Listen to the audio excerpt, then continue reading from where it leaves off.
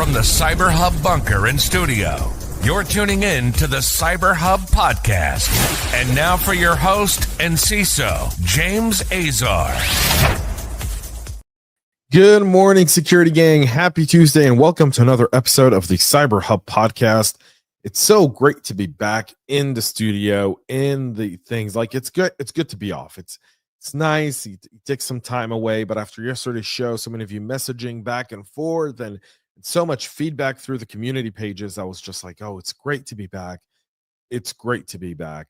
It's definitely great to be back. So, packed show for all y'all today. Let's get right into the cybersecurity news that are pressing for me as a Chief Information Security Officer. But before we do that, the CyberHub Podcast tradition, I've got my double espresso this morning.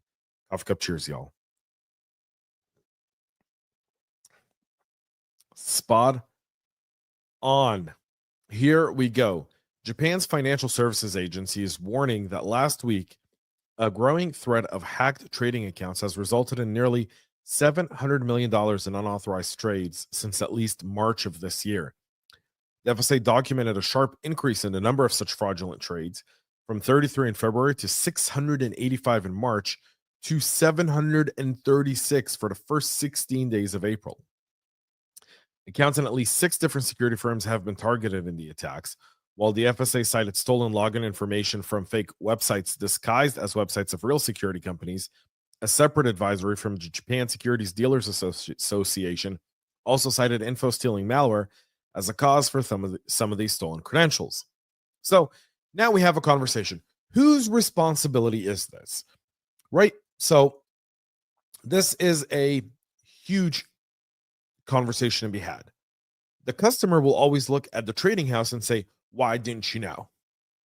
The trading house, on the other hand, and rightfully so, will look at the customer and say it's your responsibility to make sure you use the proper login passwords and that you're not reusing them. But any cybersecurity professional will tell you people reuse the same passwords over and over and over again, no matter what you do, unless you're actually dedicated to using a password manager. That's never going to change. That is human behavior. Humans don't have good memories. They want to have, I was watching a skit online a little bit ago before the show, and it was like, what's the Wi-Fi password? Why? And the person answered with a complex Wi-Fi password. He goes, why can't you do it 1 through 9? Who cares? This is why that matters. The human psychology here is significant. So this is also very impactful, because beyond the responsibility aspect here, there's a direct correlation to market impact. Meaning, while these trades could be fraudulent, they're fraudulent, meaning the person didn't do them, but they still impacted the market, meaning the Chinese or whoever did these, I may have spoken too early here, were trying to manipulate the market, specifically get traders to potentially dump stocks or artificially move the share prices of Chinese stocks in order to withstand the current trade war. And now we're entering where cyber warfare becomes part of economic warfare and economic trade disputes. I talked about it last week on one of our episodes. This was, changing the cyber paradigm. $6 trillion a year in cybercrime. That's the fourth.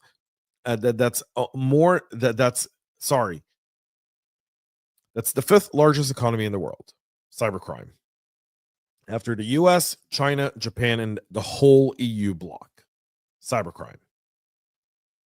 6 trillion. It's crazy. Crazy.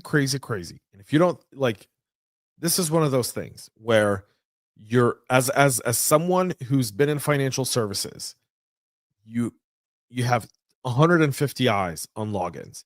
You have 150 eyes on user behavior. You have 150 eyes, and all that is integrated at a central nerve center. And that central nerve center is how you manage these types of situations. Because your customers, if you don't take the hit for them, they will leave you. And when they leave you, they'll never come back. Because remember that they took a hit and it was your fault every single time. And that's the business impact. Simple as that is. That's what's happening in Japan. The state of Texas Not having such luck with ransomware, now the city of Abilene shutting down some of its systems due to a cyber attack. City officials said they became aware of an incident on Friday of last week when they received reports of some unresponsive servers within the city's internal network. It sounds like we found an unresponsive server in our internal network, and what had happened is we called 911 to try to get it resuscitation, but the resuscitation didn't work, and after further examination, we had determined that our server is under a cyber attack. Sounds like almost a medical thing, an unresponsive server. Your servers were down. Out of an abundance of caution, they took their systems offline. I love these statements. I love it. Out of an abundance of caution, your servers went down, and you did what your incident response plan calls for. Shut everything down, start running some forensics, and start bringing everything back up in a controlled environment. So far, they say they haven't detected any weird or unidentified financial activity due to the outage. None of the card systems at government offices are working, forcing people to pay with cash or checks. You don't have cash in your pocket. I ask yourself, why? When we were in Israel, Brian Penny, the CEO of Cloak, was part of that delegation. And I kept urging him to have cash in your pocket. And he responded positively to that. That was amazing. And so many other people understood the same thing. You go to restaurants, you go to places like that, cash in your pocket. It goes a long way. Also with government. Government officials provided phone numbers people can call for water-related emergencies or other incident requiring immediate help. They acknowledge that the incident recovery is a time-sensitive process, and more will be learned from the scope of the attack in the next few weeks. Abilene is home to about 130,000 residents. It's about 3 hours west of the great city of Dallas and Fort Worth, two cities that have dealt with their own cyber attacks. It's almost like geographically they're going, because Texas has not had a good time with this. Dallas County, Tarrant County, Wichita County, Fort Worth, Killeen, Richardson, Coppell, McKinney, and Lubbock all been hit by this.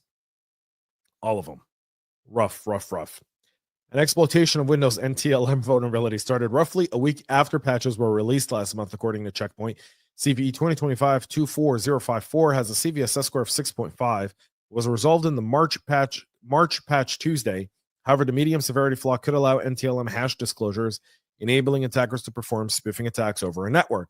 The Microsoft advisory: successful exploitation, the bug requires minimal interaction from the user. Well, 1 week after the patches were rolled out, threat actors started exploiting it in attacks targeting government and private institutions in Poland and Romania, according to Checkpoint.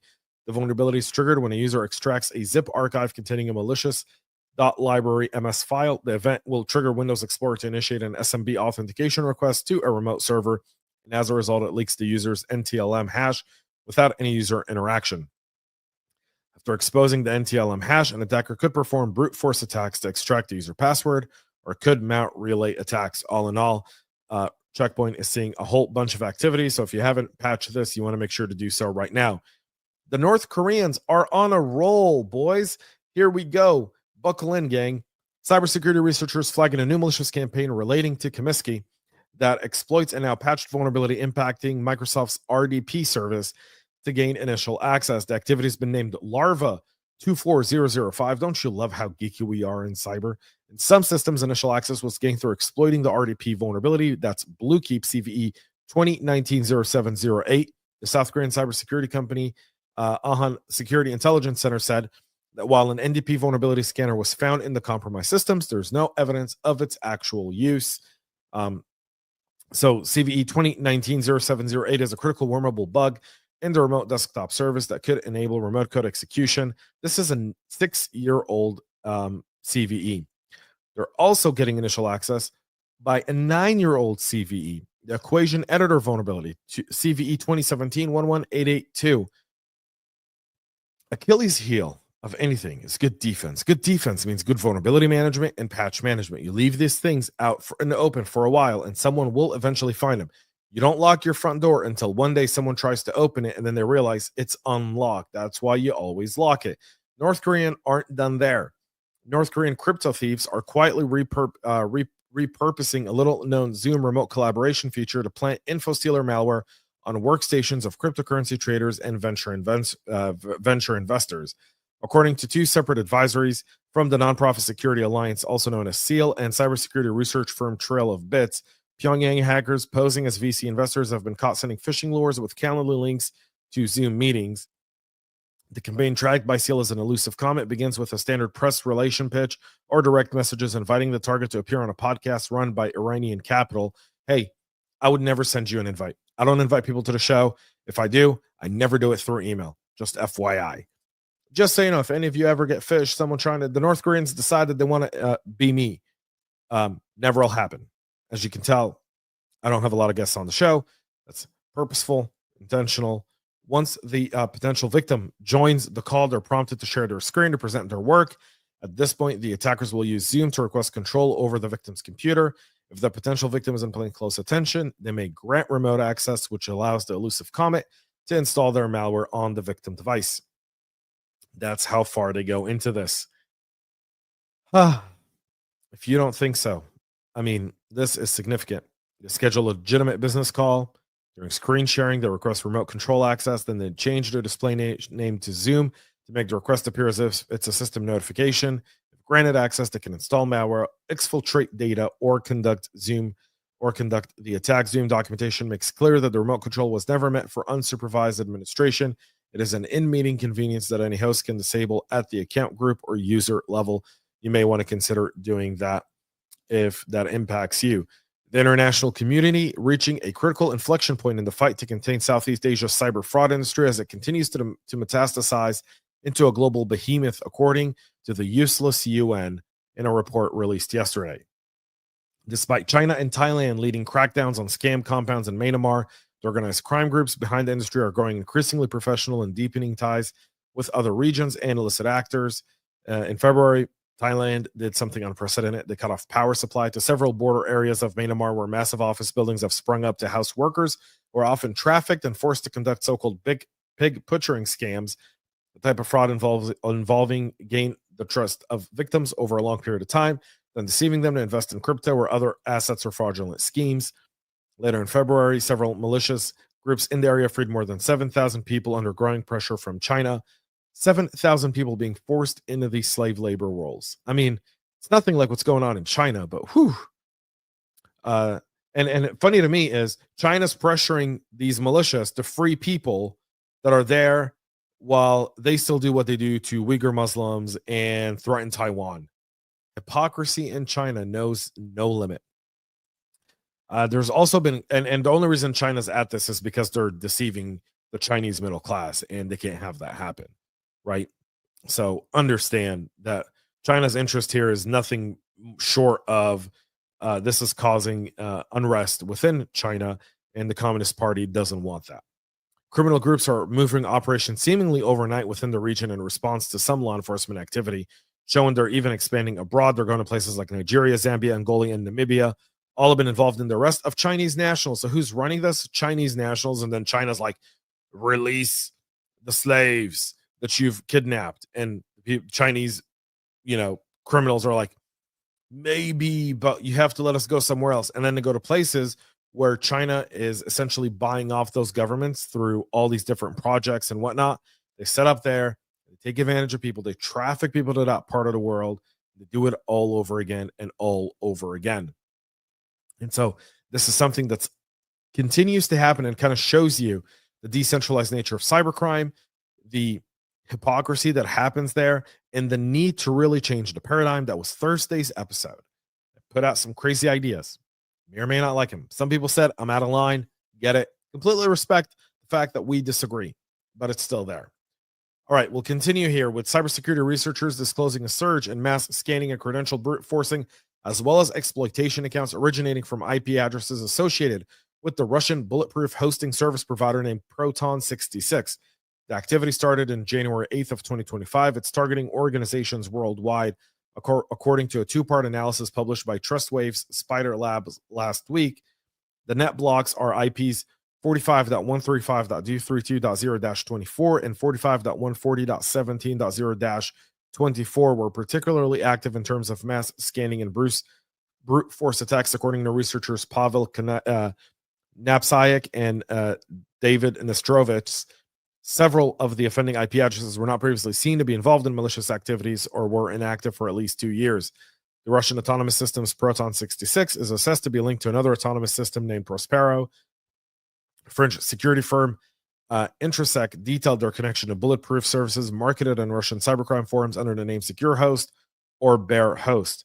TrustWave's latest analysis revealing a malicious request originating from one of Proton's 6-to-6 net blocks, that's 193.143.1.65, attempting to exploit some of the more recent critical vulnerabilities like CVE 2025-0108, that's the authentication bypass vulnerability in Palo Alto's PAN OS, CVE 2024-41713, an insufficient endpoint validation vulnerability in the new point unified messaging component of Mitel's MyCollab, CVE 2024-10914, a command injection vulnerability in D-Link SNOS, and CVEs 2024-555901, and CVE 2025-24472, authentication bypass in Fortinet 40 OS. Again, going after big targets there. So you're starting to see more and more activity there as well.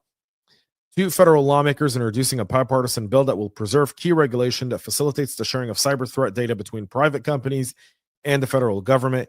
The Cybersecurity Information Sharing Extension Act, introduced by U.S. Senators Gary Peters of Michigan and Mike Rounds of South Dakota, would extend the provisions of the Act of 2015, which is due to expire in September. The law encourages business to share information about ongoing cybersecurity threats with the federal government and is one of the few legislative actions that have actually had an impact on real-world cybersecurity experts.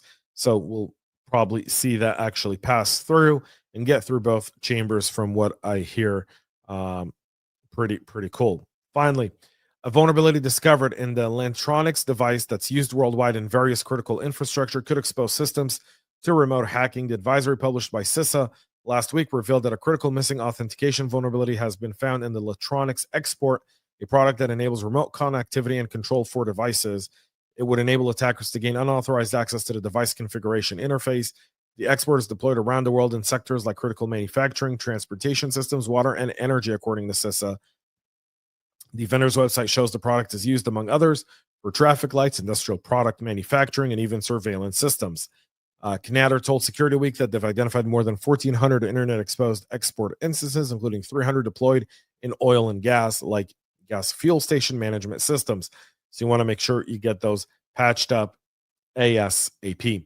That's it for our show this morning. We'll be back tomorrow, 9 a.m. Eastern, live here with all the latest and greatest. If you have anything else, please let us know. Topics you want to hear. I'd love your feedback on the episodes from last week. If you haven't given them a listen, we'd love to. They were more scripted. They were less. They were me, but a scripted version of me, and I don't know how much I like it. When I re-recorded the cyber paradigm one and the tariffs one, those kind of really, I felt like I was into it, but your feedback is greatly appreciated. Make sure to subscribe, follow, share, and like, and go to cyberhubpodcast.com for all the latest. Until then, have a great rest of your day, y'all. And most importantly, stay cyber safe. We love feedback, so make sure to connect with us on social media and subscribe to our podcast on your favorite podcast listening platform.